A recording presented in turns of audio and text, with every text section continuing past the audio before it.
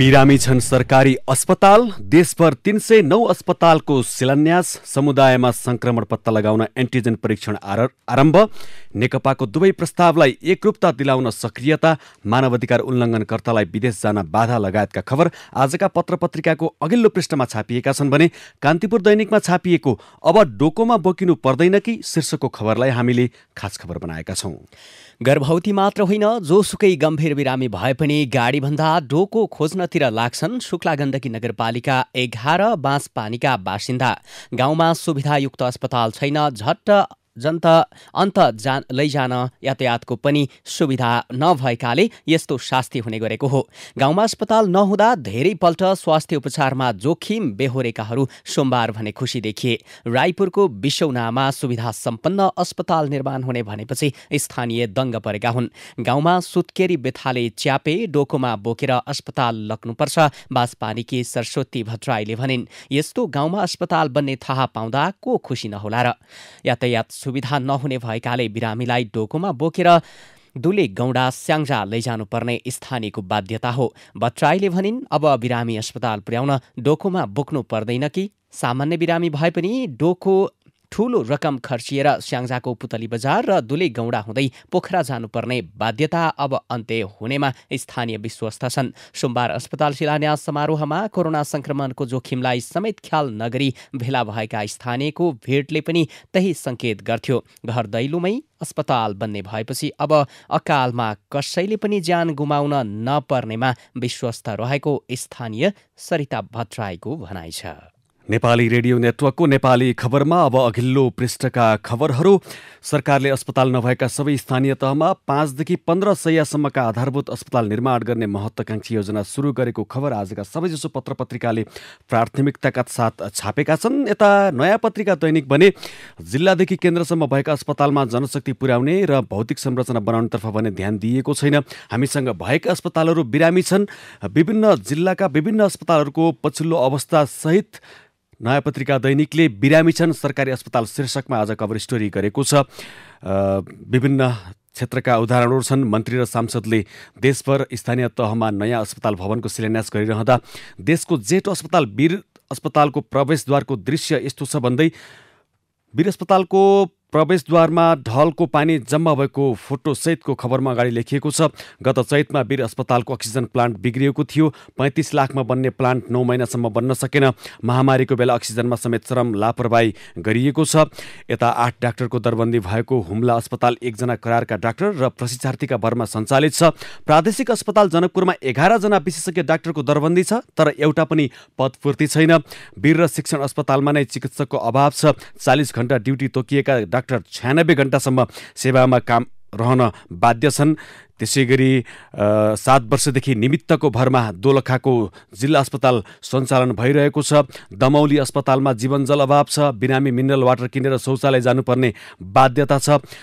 जिल्ला अस्पताल हुम्ला करारका चिकित्सकले धान्नु परेको अवस्था छ। प्रादेशिक अस्पतालमै सुविधा छैन। भेरी अस्पतालमा दरबन्दी छ। चिकित्सक छैनन्। उपकरण पनि अभाव छ। यी विभिन्न क्षेत्रका विभिन्न अस्पतालका अभावका खबरहरू समेटेर आजको नयाँ पत्रिका दैनिकले बिरामी छन् अस्पताल शीर्षकमा कभर स्टोरी गरेको छ। यता स्वास्थ्य क्षेत्रमा सरकारको ऐतिहासिक थालनी। देशभर 309 अस्पताल शिलान्यास शीर्षकमा गोरखापत्र दैनिकमा खबर छापिएको छ।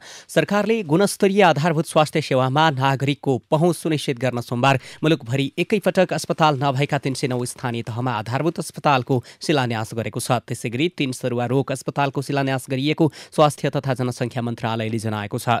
चितवनको भरतपुर, कर्णालीको सुर्खेत र बाराको कलैया उपमहानगरपालिकामा सरुवा रोग अस्पतालको शिलान्यास गरिएको स्वास्थ्य तथा जनसङ्ख्या मन्त्रालयका सहप्रवक्ता डाक्टर समीर कुमार अधिकारीले जानकारी दिनुभयो। मुलुकको भौतिक निर्माणको इतिहासमा पहिलो पटक यति धेरै सङ्ख्यामा एकैपटक पूर्वाधार निर्माणको शिलान्यास गरिएको हो।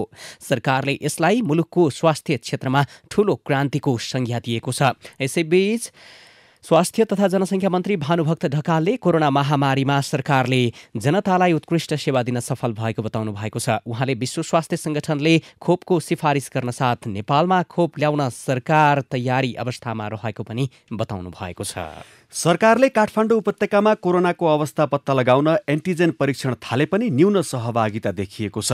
इपिडेमियोलोजी तथा रोग नियन्त्रण महाशाखाले काठमाडौँ महानगरभित्र 3000 जनाको एन्टिजेन टेस्ट गर्न प्राविधिकलाई समुदायमा पठाए पनि पहिलो दिन परीक्षण गर्न आउनेको संख्या न्यून देखिएको हो।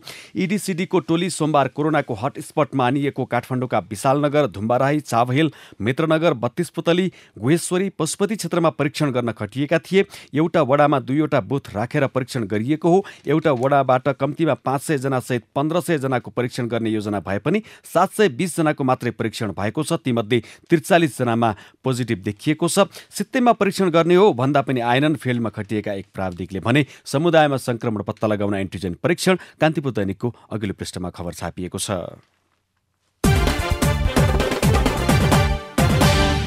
नेकपा सचिवालय बैठक आज दुवै प्रस्तावलाई एकरूपता दिलाउन सक्रियता। राजधानी दैनिकमा खबर छापिएको छ। चुनावी गठबन्धन गर्दै पार्टी एकतासम्मको 3 वर्षमा अनेकौं उतार चढाव, आरोप प्रत्यारोप र मनमुटाव भए पनि नेकपामा भिन्दै राजनैतिक प्रस्ताव नलेखेका अध्यक्षद्वयले पहिलो पटक भिन्दै राजनैतिक प्रस्ताव तयार पारे। इतिहास तोडेर पहिलो पटक दुई अध्यक्ष केपी शर्मा ओली र पुष्पकमल दाहालले छुट्टै प्रस्ताव पेश गरेपछि आजबाट सचिवालयमा छलफल हुँदैछ। नेकपाको 28 कार्तिकको बैठकमा अध्यक्ष दाहालले राजनैतिक प्रस्ताव पेश गरेपछि अर्का अध्यक्ष ओलीले गत शनिबार पुनः जवाफी राजनैतिक प्रस्ताव पेश गरे। 10 दिनको समय लिएर तयार पारिएको राजनैतिक प्रस्तावमा ओलीले दाहालले उठाएका विषयमा जवाफ दिएका छन्। आफ्नो जवाफसँगै उनले दाहालमाथि विभिन्न प्रश्न प्रस्तुत गरेका छन्। दुवै अध्यक्षले पार्टी एकतालाई मजबुत बनाउने आफ्नो प्रयासलाई स्पष्ट पार्न आफ्ना धारणा प्रस्तुत गर्दै राजनैतिक प्रस्ताव सचिवालयमा पेश गरेका छन्। मानव अधिकार उल्लङ्घनकर्ताको सूचीमा परेका व्यक्तिलाई विदेश जान समस्या पर्ने देखिएको छ। राष्ट्रिय मानवाधिकार आयोगले असोजमा 286 जनाको नामसहितको सूची सार्वजनिक गरेको थियो। यसबारे विदेशी दूतावास र कूटनीतिक क्षेत्रबाट सरोकार राखेको आयोगले जनाएको छ। सरकारका तर्फबाट भने 2 महिनासम्म कुनै प्रतिक्रिया आएको छैन। आयोगले अन्तर्राष्ट्रिय मानवाधिकार दिवसका अवसरमा डिसेम्बर 10 मा यही विषयमा छलफल चलाउने भएको छ। संयुक्त राष्ट्रसङ्घको महासभाले मानवाधिकारको विश्वव्यापी घोषणापत्र जारी गरेको यस दिनलाई विश्वभर मानवाधिकार दिवसका रूपमा मनाइन्छ। अन्नपूर्ण पोस्टले खबर छापेको छ। उद्योगबाट प्रशोधित भएर उपभोक्ताको घरमा पुग्ने अधिकांश प्रशोधित पिउने पानी गुणस्तरहीन हुने गरेको पाइएको छ। खाद्य प्रविधि तथा गुण नियन्त्रण विभागले आर्थिक वर्ष 2077-78 को प्रथम चौमासिक अवधिमा बजार निरीक्षण अनुगमन गर्दा बजारमा आउने अधिकांश प्रशोधित पिउने पानी गुणस्तरहीन हुने गरेको पाइएको हो। विभागले प्रथम चौमासिक अवधिमा बजार निरीक्षण अनुगमन गरी 1189 नमुना सङ्कलन गरेको छ। सङ्कलित नमुनाहरूको विश्लेषण परीक्षण 70 वटा नमुना खाद्य ऐनको मापदण्ड अनुसार छैनन्। मापदण्ड अनुसार नपाइएका 70 नमुना मध्ये सबैभन्दा धेरै प्रशोधित पिउने पानी नै गुणस्तरहीन र दूषित पाइएको छ। आराध्यदेव पशुपतिनाथको मन्दिर पुस 1 गतेदेखि खुल्ने भएको छ। कोरोना भाइरसको संक्रमणका कारण गत चैतदेखि बन्द रहेको पशुपतिनाथ मन्दिर आगामी पुस 1 गतेदेखि भक्तजनका लागि खुल्ला गरिने भएको हो। भौतिक दूरी कायम गरी स्वास्थ्य सुरक्षाका विधि अपनाएर पुस 1 गतेदेखि मन्दिर खोल्न निर्णय गरिएको पशुपति क्षेत्र विकास कोषले जनाएको छ। उता सरकारले विज्ञापन बोर्ड गठन गरेको छ। नेपालको सञ्चार क्षेत्रमा समग्र विज्ञापन नीति निर्माण गर्ने र नियमन गर्ने उद्देश्यले बोर्ड गठन गरेको हो। सञ्चार तथा सूचना प्रविधि मन्त्रालयले महेन्द्रबहादुर शेरचन, शुभशङ्कर कणेल, बलराम थापा, चन्द्र न्यौपाने र वन्दना दनुवारलाई बोर्ड सदस्यमा नियुक्त गरेको हो। बोर्ड सदस्यको कार्यकाल 4 वर्षको रहनेछ।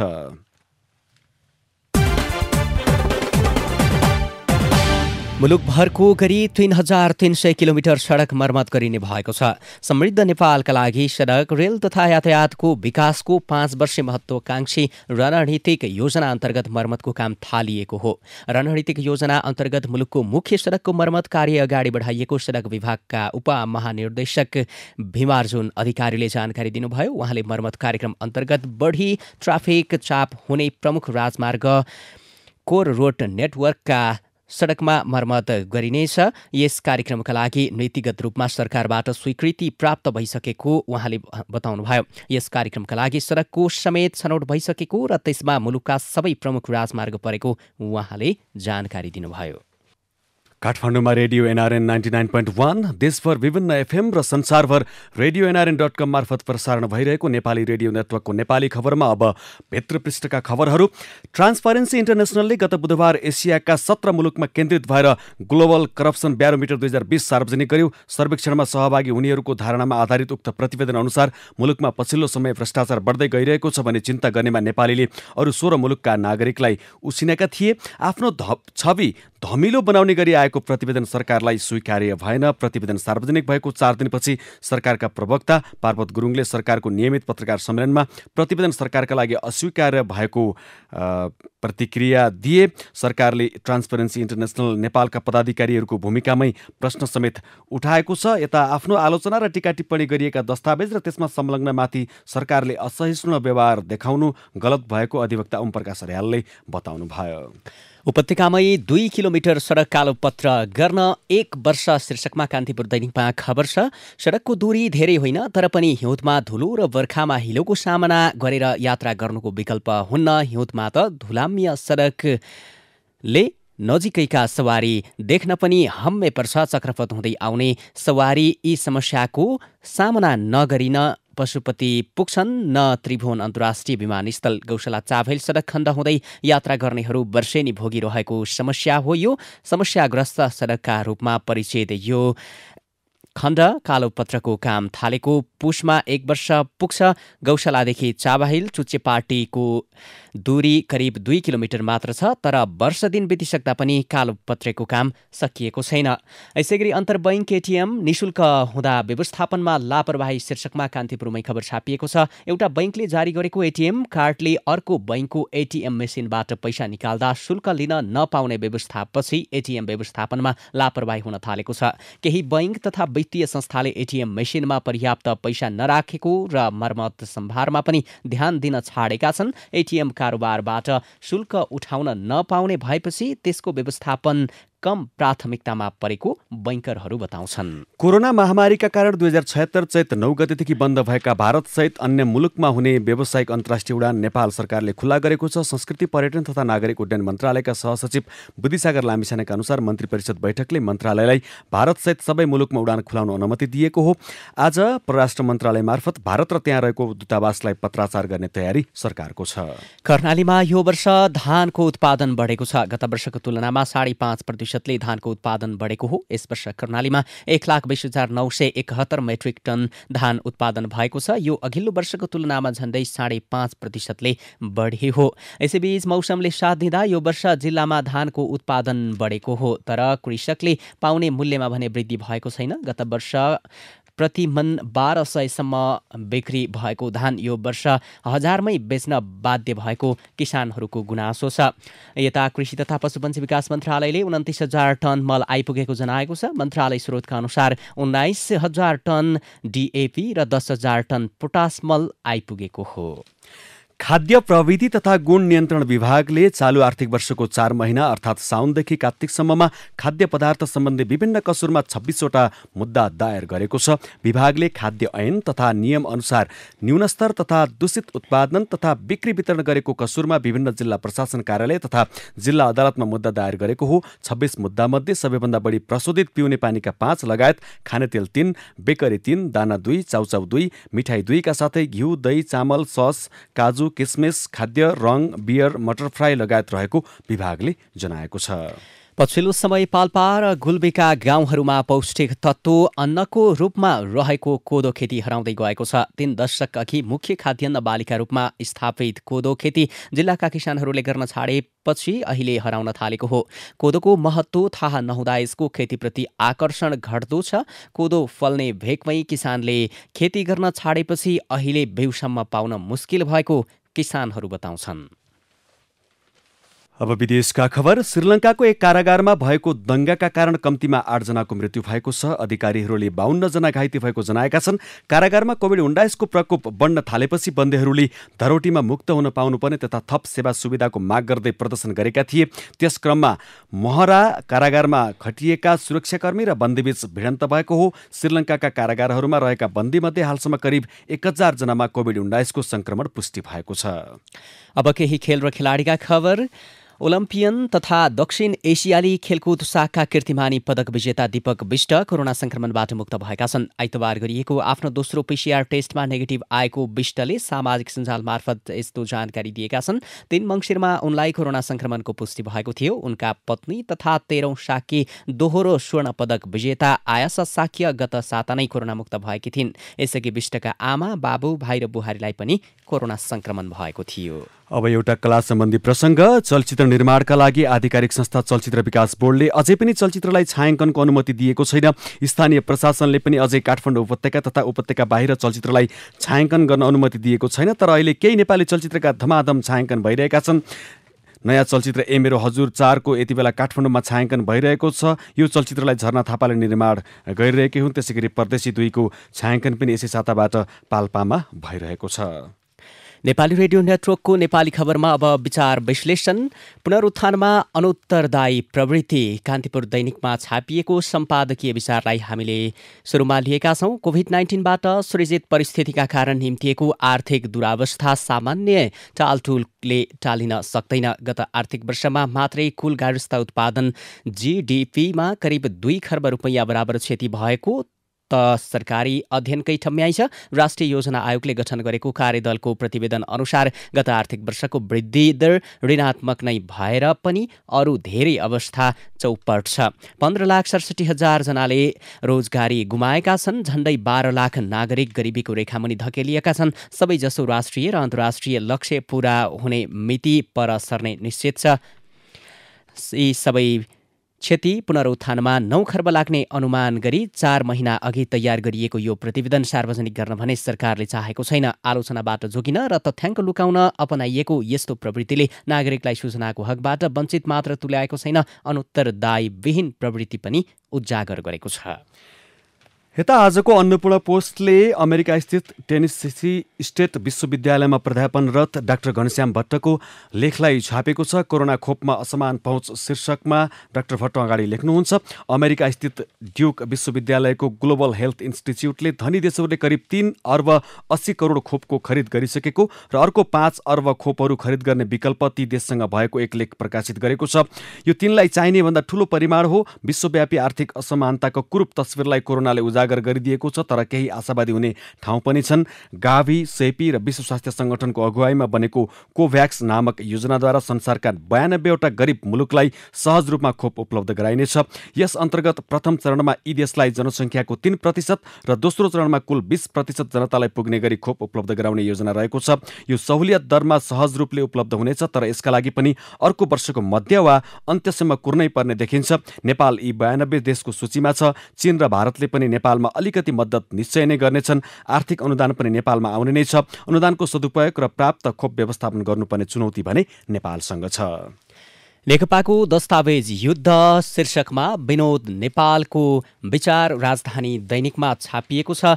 निश्चय नै मुलुकले विभाजन होइन, एकता र स्थिरताको अपेक्षा गरेको छ। तर जसरी नेकपाका 2 अध्यक्ष दस्तावेज युद्धमा उत्रिएका छन्, त्यसले दुवैलाई नाङ्गेझार पारेको छ। स्वतन्त्र नागरिकका रूपमा दस्तावेजहरूको अध्ययन गर्ने हो भने प्रतिवेदनमा नेकपाको वास्तविक अवस्था छर्लङ्ग छ। उसको ध्यान देश र जनताभन्दा शक्तितर्फ केन्द्रित छ भने प्रष्ट हुन्छ। यसबाट दुवैको अनुहार जनताका सामु देखाउन लायक नभएको प्रमाणित हुन्छ। यस सन्दर्भमा अविश्वास र आशंकामा रुमलिएर मुलुकलाई थप अल्मल्याउनु भन्दा समयमै आफ्नो बाटो लिनु नै श्रेयकर हुने देखिन्छ। अन्यथा जनताको धैर्यको बाँध फुट्ने र पछिल्लो समय सडकमा लाग्न थालेका गणतन्त्र विरोधी नारातर्फ आकर्षण बट्न सक्नेछ। हवस् त, अहिलेको नेपाली खबर यति नै। नेपाली रेडियो नेटवर्कमा यसपछि पत्रकार ऋषि धमलाको साथमा नेपाली बहस सुन्न सक्नुहुनेछ। नेपाली रेडियो नेटवर्क सुन्दै गर्नुहोला।